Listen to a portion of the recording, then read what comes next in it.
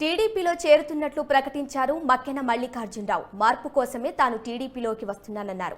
ఆంధ్రప్రదేశ్ రాష్ట్రం అభివృద్ధి జరగాలంటే చంద్రబాబు గెలవాలన్నారు.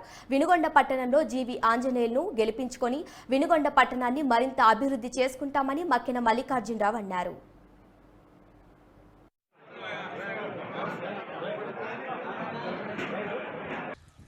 పార్లమెంటు సభ్యులు రావు శ్రీకృష్ణదేవరాయలు గారు, నేను, మా మిత్ర బృందం అందరం కూడా అతి త్వరలో గౌరవ పెద్దలు మాజీ ముఖ్యమంత్రి వర్యులు నారా చంద్రబాబు నాయుడు గారి సమక్షంలో, ఆంజనేయులు గారి సమక్షంలో మేమందరం కూడా తెలుగుదేశం పార్టీలో చేరేదానికి నిర్ణయించుకున్నామని ఈ సందర్భంగా తెలియజేస్తున్నాను.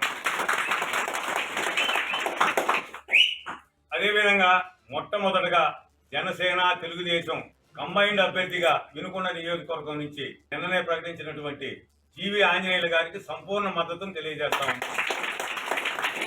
వాటిని మంచి మెజార్టీతో ఈ నియోజకవర్గ శాసనసభ్యులుగా గెలిపించుకునే దానికి మేమందరం కూడా కష్టపడి పనిచేస్తామని ఈ సందర్భంగా మీడియా మిత్రులందరూ కూడా తెలియజేస్తున్నాం. మరి ఈ సందర్భంగా మీ అందరూ కూడా మనవి చేసేది, ఈ రోజున ఈ పార్టీలో మేము రావడానికి ఉన్నటువంటి ఆవశ్యకతను కూడా మీ అందరూ కూడా వివరించాల్సిన బాధ్యత నా మీద ఉంది.